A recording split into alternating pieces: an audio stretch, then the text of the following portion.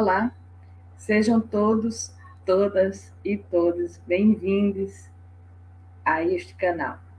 Eu sou Margarida Dias e este é o podcast e videocast Prof. Histórias, uma produção do Grupo de Pesquisa Espaços, Poder e Práticas Sociais do Departamento de História, Campus Natal, da Universidade Federal do Rio Grande do Norte. Esse é um espaço para refletir sobre o campo do ensino de história a partir das práticas e reflexões docentes de egressos e egressas do mestrado profissional em ensino de história, Prof. História. Obrigada, Margarida, por essa fala. Hoje, vivemos em uma era em que combater desinformação e notícias falsas a partir dos meios digitais é uma demanda constante em nossa sociedade. Sabemos que esse problema não nasceu na cultura digital. As famosas fake news sempre estiveram presentes em diferentes meios de comunicação e até mesmo em documentos oficiais. As narrativas sobre o passado são sequestradas, assim como a ciência é questionada a todo o tempo, o que enseja versões do passado e do presente que são negacionistas. Em um ano em que organizações de comunicação e jornalismo do país necessitam emitir uma carta aberta às autoridades nacionais sobre o direito à liberdade de expressão para cumprirem o seu trabalho no ano eleitoral, não podemos negar que é fundamental que nossos alunos e nossas alunas tenham em sala de aula ferramentas que estimulem o combate à desinformação e ao negacionismo. Afinal, em pesquisa feita pelo Instituto Corpa e a Kaspersky, entre dezembro de 2019 e janeiro de 2020, com mais de 2.200 pessoas da América Latina, o Iceberg Digital indicou que a grande maioria das pessoas usam as redes sociais para se informar. E, nessa parte do continente, cerca de 70% da população, ou seja, cerca de 440 milhões de pessoas até 2019, usam a internet cotidianamente, sendo esse mesmo percentual o número de pessoas, em média, que já caíram em alguma fake news. E a escola? E o ensino de história? Como podemos contribuir desde o chão da escola para combater versões negacionistas do passado e a desinformação em nosso país?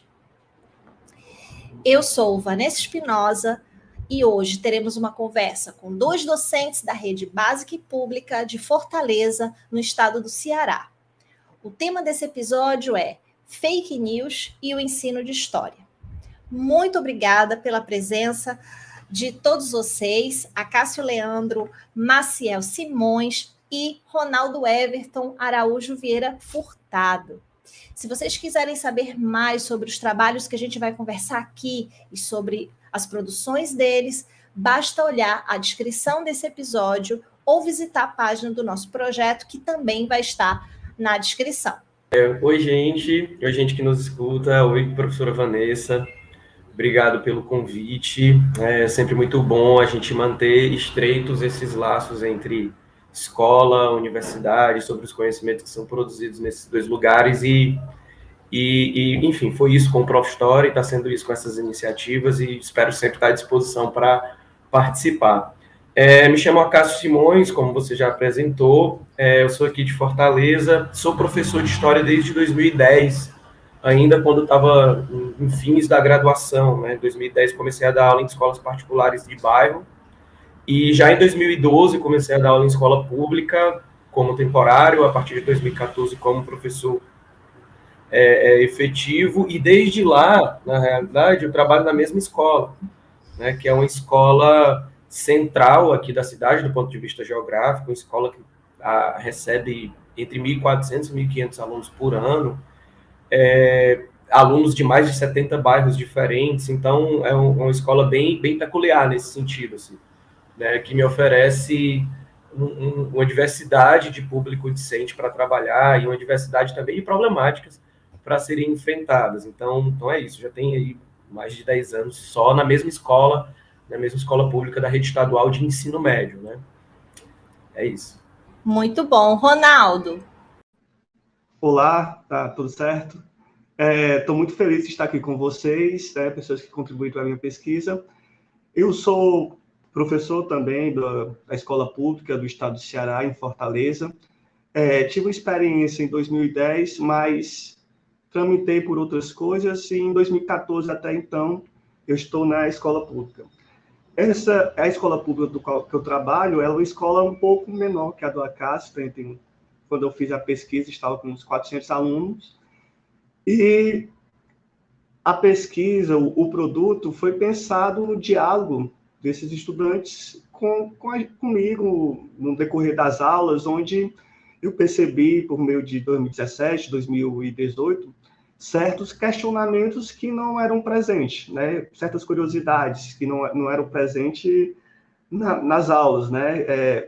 Aluno me indicando a ouvir certas pessoas, certos influencers, YouTube, que estavam discutindo sobre história. Então, tive uma experiência em 2010 como professor e de 2014 até agora também estou trabalhando na escola pública. E o produto foi pensado para essa escola pública dentro das suas limitações, às vezes não tem internet que funcione, e daí a gente vai discutindo no prosseguir.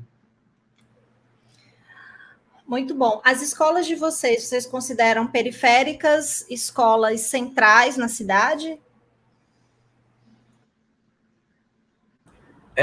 Como eu comentei, a minha é central, geograficamente, e também no sentido de ser um chamariz, pelo menos nos últimos anos, para estudantes de vários bairros diferentes. A gente percebe estudantes que vão para a Escola César Carlos, acho que não tem problema colocar o nome da escola aqui, né? De bairros bem distantes e até de outros municípios, né, da região metropolitana. Tem famílias que, de alguma maneira, se esforçam, né, e, arrisco dizer, até se sacrificam para garantir que o seu filho e sua filha vão cotidianamente para essa escola, né? Ela tem tido, recentemente, índices interessantes de aprovação no Enem, em universidades públicas, inclusive, né, também privadas, ProUni e tudo mais. Então, isso, de alguma maneira, faz com que o público seja bem específico, né, de muitos alunos e alunas que têm famílias engajadas em sua maioria, né? Eu acho que essa é uma característica muito marcante lá da escola em que eu trabalho. Sobre a Cláudio Martins, que não fica muito longe da escola que o Acácio leciona, mas o público é um público mais de bairro, né? É mais da comunidade aqui, da vizinhança, que vai para essa escola. Quando eu iniciei minha pesquisa, a escola Cláudio Martins, ela estava em um processo de transição do tempo normal parcial, né, um turno, para o tempo integral. A César Carlos, com a Casa de Trabalho, ela já é parcial, né? Turnos. A minha tem essa característica de ser integral. Então, teve essa análise também quando eu fui fazer o produto. O aluno agora passa 9 horas dentro de sala de aula. Existe, como é que se diz, falhas assim, na estrutura que não atende a demanda. Mas ela atende um público de bairro, né? Não tem essa vinda de estudantes distantes.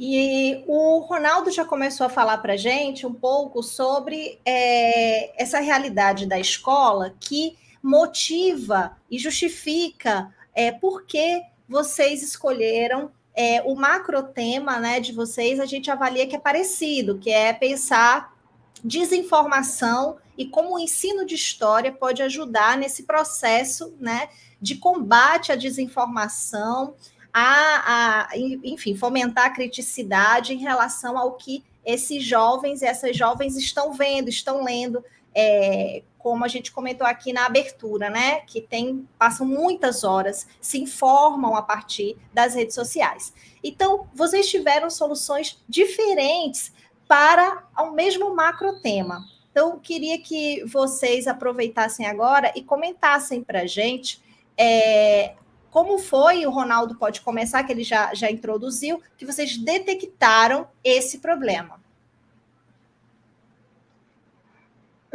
Realmente, eu detectei esse problema, né, a partir da vivência de sala de aula, né, a partir do momento que eu percebia que eles traziam uma ideia revisionista da história, até negacionista, que não condizia com o que estava sendo apresentado na educação formal. E também eu percebia que não era somente eu, como professor de história, com meu discurso de competência, chegar, olha, esse discurso, essa narrativa é falsa, essa narrativa não é verdadeira, né? Então, eu queria, primeiro, entender como eles estavam interagindo com essas narrativas revisionistas da história, né? E entender isso dentro de sala de aula, porque apesar da escola, às vezes, não ter um acesso à internet, essas narrativas chegam com o aluno, então o estudante traz essa narrativa e acaba questionando, e foi no momento, 2017, 2018, que nas redes existia um movimento contestador mesmo do ensino, e a ideia da fake news estava aí. Então, via notícias de jornais de professores tendo a sua autoridade tirada em sala de aula. Então, a questão era como professor eu ia lidar com aquilo, entendendo primeiro os estudantes e também buscando uma resposta, uma solução para aquele problema. Então, eu acredito que as nossas diferenças de solução foi a partir do caminho que foi percorrido na pesquisa, né? E foram momentos distintos. O Acácio, ele fez a pesquisa dele em 2016, se eu não me engano. Eu já estou, 2018, 2019, eu começo a minha pesquisa. E eu usei muito do que o Acácio trabalhou, me ajudou muito a fazer o meu trabalho. Então, tipo assim, já foi acrescendo novas coisas. O Acácio, ele foca mais na fake news, e eu já estava lá, não, vou focar nesse revisionismo, nessa narrativa, como o estudante interage com essa narrativa. E eu procurei um produto didático que contemplasse tanto escolas que possuíssem uma internet, como pudesse contemplar uma escola que não tivesse esse acesso. Uma maneira que eu fiz isso foi que começando o questionamento desde da sala de aula, né? Questionando o livro didático, mostrando como é produzido o livro didático, qual a finalidade da educação formal que diferencia da história para o entretenimento, por exemplo. Muito bom. Acácio, você que parece que aí foi inspirador, predecessor na produção, conte para a gente, então, o que aconteceu nesse seu espaço escolar que você resolveu falar sobre fake news? É isso. Eu e o Ronaldo, a gente trocou muita ideia. A gente já se conhecia, inclusive, antes do curso também. Isso ajudou bastante a gente trocar ideia sobre esses assuntos. Então, eu acho que eu preciso começar com um ponto muito importante do Prof. História, que é esse procedimento da gente desenvolver o nosso projeto, identificar o nosso objeto de estudo no decorrer do curso, né? Da gente não necessariamente entrar com um projeto pré-estabelecido. Pelo menos era assim no nosso período, né, Ronaldo? Então, isso, de alguma maneira, nos dá uma margem e nos instiga e nos provoca para olhar para o nosso cotidiano a partir do arcabouço teórico que vem sendo discutido e debatido nas primeiras disciplinas que a gente vê no curso, com uma outra perspectiva. E, de fato, assim, é muito difícil a gente ver algum trabalho do Prof. História que não esteja, de fato, relacionado a algo cotidiano daquele professor, daquela professora pesquisador que está trabalhando. Então, comigo não foi diferente, né? Eu, na verdade, eu entro no final de 2016 no curso, 2017 inteiro eu fico tentando prospectar e entender aquele meu público e identificar naquele meu público algo que valesse a pena se transformar em um produto didático, né? Então, tanto que eu lancei um questionário da virada do ano de 16, no início de 18 já, viu, Ronaldo? No início de 18 que eu lancei um questionário para definir, de fato, o que seria o meu objeto, e aí lancei várias perguntas de vários aspectos diferentes dos alunos, e o que me chamou mais a atenção foi mais da metade do meu público usava a internet para estudo, né? Então, existe esse centro da discussão na minha dissertação sobre fake news, mas eu passo por cima dela, de alguma maneira, eu dou um salto para a gente entender esse procedimento específico que os alunos têm de usar a internet para as atividades escolares. Mais da metade usava a internet para atividades escolares, dentro desse universo. Mais da metade usava videoaula, inclusive eu nem abordei isso. Eu acabei enveredando por um caminho que eu achei mais adequado, que foi análise de documentos escritos mesmo, assim, de textos escritos disponíveis em ambiente digital. Então, foi esse tipo de provocação que me chamou e saltou aos olhos e me fez construir o fontímetro, né, que é como eu chamo o meu produto didático. Muito bom. Então, pensando nisso, vocês fizeram aí uma escolha. Poderia ter sido, vocês acabaram de dizer, muitas possibilidades. Então, a partir do que vocês viam em sala de aula, que o Ronaldo até começou a falar que, né, ficava ali vendo que eles tinham várias narrativas, cooptavam várias narrativas vindas de outros lugares, né? E aí ele escolheu o caminho de confrontar, vamos dizer assim, né? Narrativas começando pelo livro didático e saindo do livro didático, indo para também outras narrativas nas mídias digitais, constituindo aí uma estratégia. Por que vocês acharam que esse caminho seria mais legal, mais eficiente do que qualquer outro que vocês poderiam escolher? Por que vocês acharam que essa era a produção mais adequada para a realidade de vocês? Ronaldo. O meu foco é na aprendizagem histórica do estudante. É o que eu falo, não tem como o professor sair desmentindo, né, e comprovando para o estudante todas as narrativas, todos os falseadores que aparecem na internet. Então é o seguinte, eu vou focar nessa aprendizagem histórica e tentar desenvolver habilidades junto com o estudante que compreenda a constituição de sentido de cada narrativa. Né? É importante ele entender que o sentido da narrativa histórica dentro de sala de aula tem um objetivo específico, tem uma finalidade específica, né? Que dialoga com o saber acadêmico, com a legislação, a formação para a cidadania. Então, assim, primeiro ponto que eu peguei. Você olha a minha dissertação, vê que eu pesquiso vários sites e tal, mas não é o site, não é a notícia falsa. Eu quero ver o estudante. É desenvolver aquela habilidade do estudante de, através da investigação histórica, ter uma análise crítica. Isso não querendo colocar também a investigação histórica como sendo superior a outros tipos de consciência histórica que ele faz na vida, né, para a prática.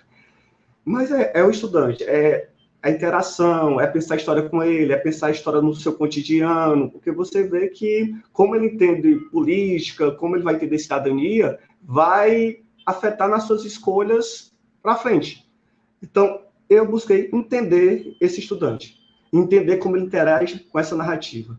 Depois, como, com essa narrativa, ele constrói uma representação do mundo, como ele interpreta, como ele se orienta a partir do passado, do presente, para fazer suas escolhas. Então, esse é o jogo assim, do caminho que eu percorri na minha dissertação. Né? As informações estão lá, mas as informações são muitas. Mas o estudante está comigo aqui. Com ele eu posso trabalhar. Acácio. Então, como foi colocado, a minha pesquisa veio um pouquinho antes do Ronaldo, e eu identifico nela uma coisa muito interessante, assim, que eu constatei, por meio desse debruçar-se sobre os meus estudantes, que eles já estudavam usando a internet de maneira aleatória, autônoma, e muitas vezes refém de algoritmos, refém desses portais que, inclusive, o Ronaldo acaba colocando na pesquisa dele. Né? Então, eu parto de um pressuposto que a gente precisava disputar essa prática. Né? Então, se o aluno já está fazendo essa parada, se o aluno já está fazendo esse tipo de procedimento, é papel da escola também ocupar esse espaço de alguma maneira.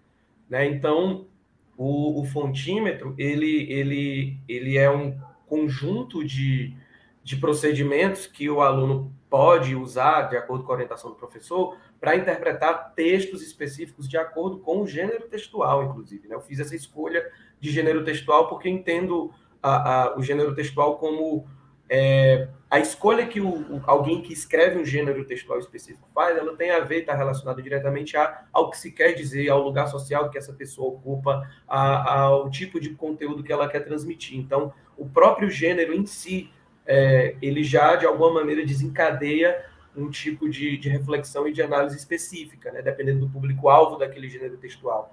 Então, a ideia também foi se focar em textos para não só promover uma disputa de uma prática que já era feita pelos alunos de pesquisa online, mas também de incentivar mesmo a leitura, a escrita, né? A gente tem no meu produto tem uma dimensão em cada uma dessas partes do fontímetro que o aluno se coloca, que o aluno produz o seu texto, né? Que o aluno produz sua carta aberta, o seu relato pessoal, fundamentando-se em fatos históricos, em documentos históricos, a partir da pesquisa que ele fez nas outras etapas do fontímetro. Então, talvez esse seja um impacto semelhante, inclusive, que eu e o Ronaldo temos no nosso produto, de colocar o aluno no centro do processo. Né? O tipo de informação que vai ser avaliada, o conteúdo dessas informações já fica bem a critério do cotidiano da escola, do cotidiano do professor com a turma e tudo mais. Né? Então, as nossas orientações, pelo que eu entendi, a semelhança delas são essas, assim, sobre procedimentos que o aluno pode fazer e questionamentos que ele pode fazer àquela fonte, àquele documento, que induzam ele a um tipo de aprendizagem mais qualificado, né? Um tipo de consciência histórica mais como fala o Hilsen, né? Genética, né? Crítica e genética. Ok. Então, eu vou perguntar para vocês sobre se vocês puderem elencar o que vocês consideram um potencial,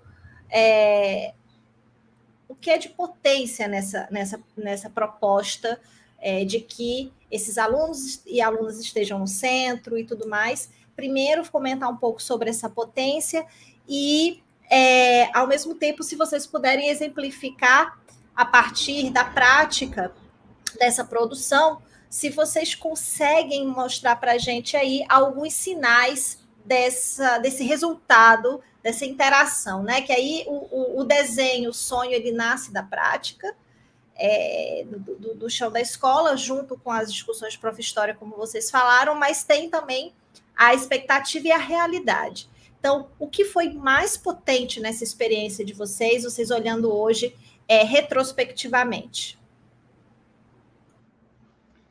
Eu posso dizer que, né, do meu roteiro investigativo é a questão de apropriar-se, né, de uma prática do estudante de pesquisa.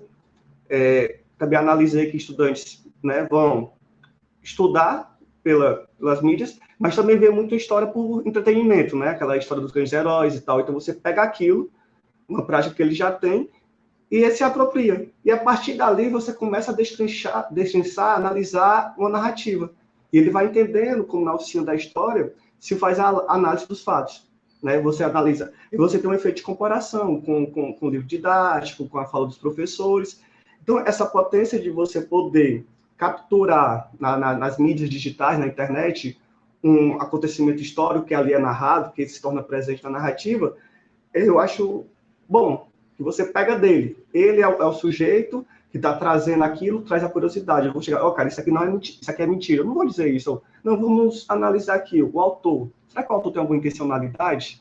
Será que as fontes presentes, né, nessa narrativa estão corretas? Você procurou onde e tal? Daí você vai estimulando o estudante, a partir da sua prática, a pensar historicamente.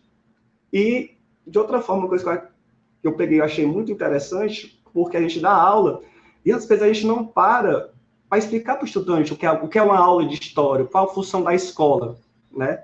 Eu passei a ter muito mais cuidado de explicar, olha, esse livro didático aqui, ele tem uma bibliografia, ele é construído de certa forma, então o estudante entende, e também entender os significados de um saber histórico, né? Daquele recorte, daquela representação histórica. Ó, um cara que está falando no YouTube, ele está falando por entretenimento. O que significa aquilo para ele é chamar a tua atenção, despertar a tua curiosidade, um ar de mistério, de espetáculo.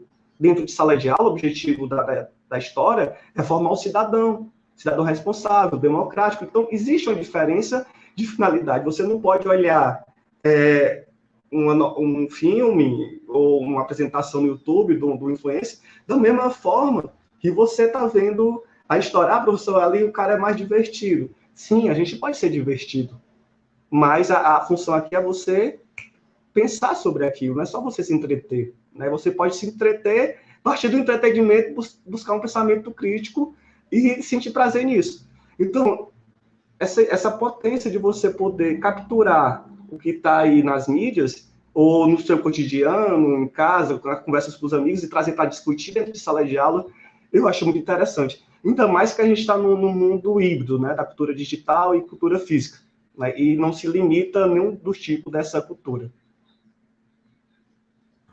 Fácil. Pronto.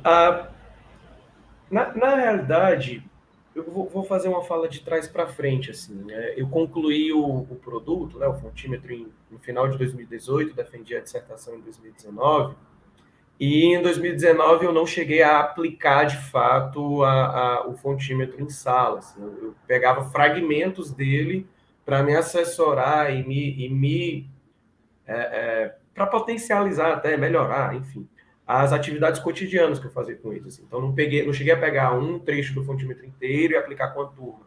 Até porque tem uma particularidade, dou aula no terceiro ano lá na escola, e a escola foca muito em Enem, e aí os próprios meninos, às vezes, demandam aquela aula verborrágica da gente, né? Aquele verbalismo da gente, que a gente aborde conteúdo e tudo mais. Então, até para o público é um pouco difícil, às vezes, aplicar o fontímetro assim como ele está proposto ali. Mas mesmo assim, e aí o que acontece? Em 2020, a gente sabe o que aconteceu, né?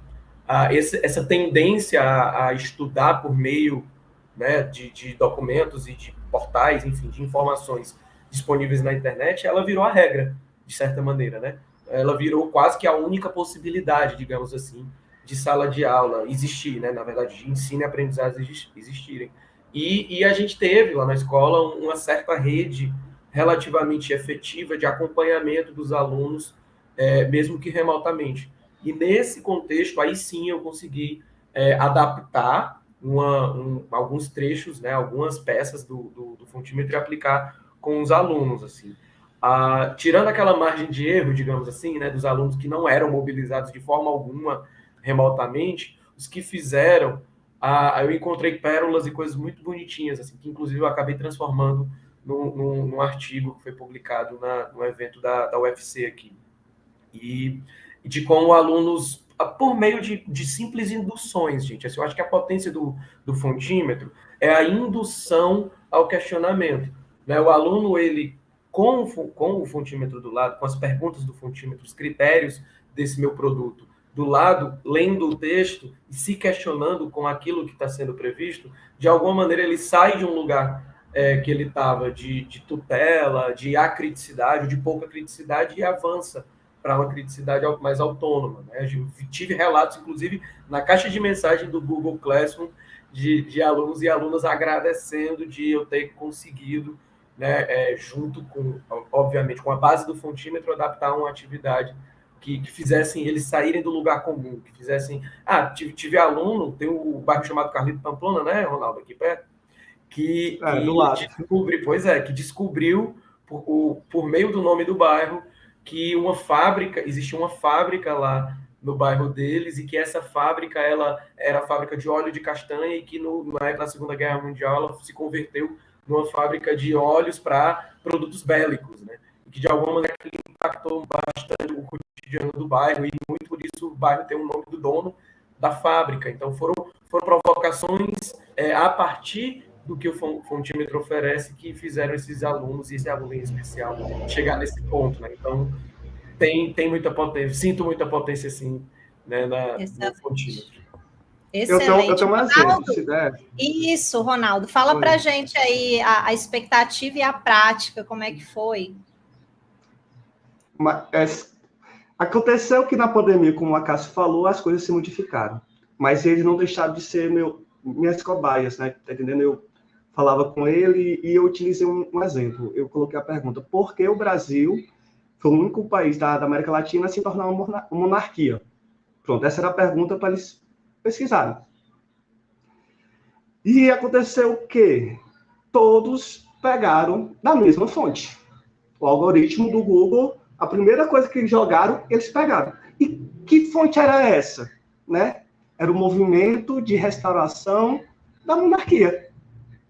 Então, imagine a visão do texto que eles construíram, né? Que é exaltando a monarquia, né? É um movimento que revisa, né? Atualiza um passado, uma memória, com o objetivo de uma restauração, para voltar a um regime político.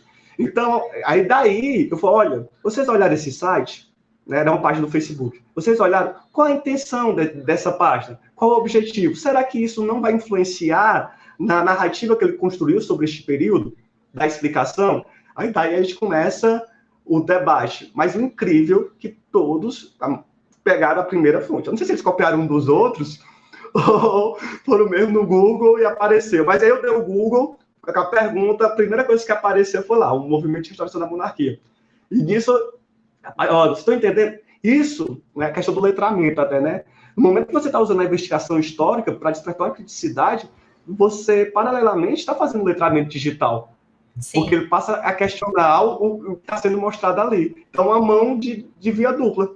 Ele está entendendo a cultura digital e está entendendo a construção do conhecimento histórico. Eu achei muito interessante essa experiência que eu tive aí de soltar lá para ele, propor, né? E o roteiro investigativo, eu não trabalho só com texto, eu trabalho com vídeo, eu deixo eles procurarem informação. Aí daí tem uns questões que eles vão respondendo para trabalhar a criticidade. Mas achei interessante isso aí, como a representação do passado, ela é dada ali, pode influenciar uma crença dele de futuro, qual a melhor forma de governo, e por aí vai. Muito bom. Inclusive, aproveitar essa fala do Ronaldo para perguntar para vocês, já que vocês adaptaram essa produção didática para essa realidade escolar, inclusive dentro do período do ensino remoto, híbrido, né, como vocês falaram, vocês mudariam alguma coisa? O que essa experiência faz com que vocês reflitam também hoje, olhando retrospectivamente também sobre essa produção? Mudariam algo? Melhorariam algo? Enxugariam algo? Acácio. O Ronaldo estava respondendo primeiro, jogou a bomba para mim. Mas não teve uma investida aqui, ó. Tá certo, beleza. Olha, eu pensei muito, eu ouvi o episódio anterior, inclusive, gente, quem não ouviu o episódio anterior, né, com os nossos colegas sobre racismo, identidade étnico-racial, ouçam, e eu já sabia que essa pergunta iria aparecer. E ela é muito provocadora e muito delicada, porque ela coloca a gente para pensar sobre um eu do passado, e às vezes a gente fica entre a generosidade e a severidade, né? Pelo menos eu fiquei muito dividido, e aí eu consigo responder que eu mudaria tudo e nada. Ou eu mudaria tudo, porque no fim das contas, olhando com o olhar do presente, muita coisa mudou. Eu fiz a prospecção do meu público no começo de 2018. A gente sabe como é que foi o ano de 2018 do ponto de vista das movimentações das redes. Muitas coisas que a gente estava começando a entender, pelo menos eu pessoalmente estava começando a entender, era só a camada de cima de uma série de outros serviços, outros negócios que ocorrem com a informação, né? Uma fábrica, inclusive, de fake news existem, a serviço de determinados interesses escusos, muitas vezes. Então, de lá para cá, tudo isso se tornou muito mais nítido, e esse debate, inclusive, se tornou até mais público, né? Então, certamente, olhando com o olhar do presente, tudo seria diferente nesse meu trabalho. Mas, sendo agora generoso, né, deixando a severidade de lado, eu acredito que eu não mudaria nada, no sentido de que esse trabalho ele se propôs desde o começo como sendo genérico, mas não genérico no sentido mais generalista e tosco até da palavra, mas genérico de ser adaptável. né? E eu sempre tive isso muito em mente. É A minha ideia era, quero fazer esse produto e a partir desse produto, quem quer que pegue esse produto, ou eu mesmo no futuro, possa partir, usar ele como um ponto de partida para qualificar as atividades que a gente faz com os alunos em sala de aula, né? Então, talvez nesse sentido eu não mudaria nada. E aí tem outras inquietações, assim, tem um desejo de trabalhar com imagens, né? Eu tinha esse desejo na época, mas eu sabia que eu não tinha tempo, nem arcabouço, nem leitura para se debruçar sobre fontes imagéticas, né? E tudo mais. Venho trabalhando isso com os meninos bastante no presencial, que a gente retornou, graças, finalmente. E acho que é isso. Tocou num ponto muito... Tocou num ponto muito interessante, que é a questão da adaptabilidade, né? Que foi uma preocupação também do meu trabalho, foi essa questão de torná-lo mais adaptável possível, né? Por isso que é um roteiro, né? E sobre mudar alguma coisa, eu teria que pegar o contexto que está inserido agora. Por exemplo, o livro didático de história não existe mais. É um outro tipo, com o novo ensino médio, de livro didático. É um livro didático das ciências humanas. Então, o estudante ele perdeu informações qualificadas com esse novo livro didático. Então, seria já outra questão que eu ia pensar. Porque agora está as ciências humanas, tá a sociologia, a filosofia, de modo superficial, dentro do mesmo livro. Então, eu ia adaptar para as inquietações do presente. E minha inquietação atualmente é essa questão do novo ensino médio, da qualidade das informações que é dada, porque eles dizem, não, você pega e você utiliza a internet, agora, utiliza a internet para buscar essa informação. Mas chego lá na escola, tem internet, mas não funciona. Tem, porque está instalada, mas não funciona para os alunos fazerem aquela pesquisa. Então, sempre você tem que estar trazendo o texto, então pedindo para ele pesquisar depois. E agora, no meu caso específico, né, que a gente tem que levar em consideração, que for trabalhar o roteiro investigativo ou o fontímetro, a sua realidade, é em tempo integral. Não tem como ele pesquisar em casa. Então, tipo assim, a gente vai jogando, vai adaptando, mas o roteiro investigativo foi a coisa mais fácil que eu fiz. O difícil foi a pesquisa mesmo, porque eu já saiu uma vez. Porque eu tive um trabalho de entendimento, eu tinha que entender o que era essa interação, como eu vou reduzir essas tensões com os estudantes, eu, professor e tal. Não chegava, não, mano, tu tá errado. Não, depois que eu entendi qual é o papel do professor, passei por essa reflexão toda no Prof. História, e atuando em sala de aula, foi mais tranquilo fazer esse roteiro. E ele é aberto para ser adaptado. E eu acho que é uma das características boas em nosso trabalho, que ele pode ser feito isso. E de muitos colegas também.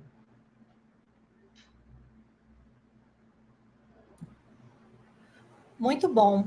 E bom saber que vocês seguem pensando nas produções didáticas como uma realidade viva, né? Não está engessada essa produção. Parabenizar os dois por ter, enfim, né?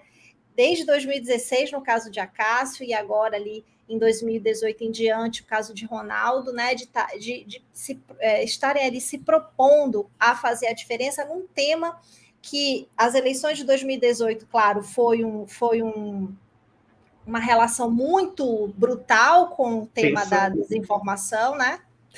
Vocês dois pegaram, um entregando, né, uma dissertação, e o outro ali começando a refletir como reagir diante de tanta desinformação, né? Então, parabenizar vocês ter tido essa coragem, não ter tido medo de se enfrentar, né?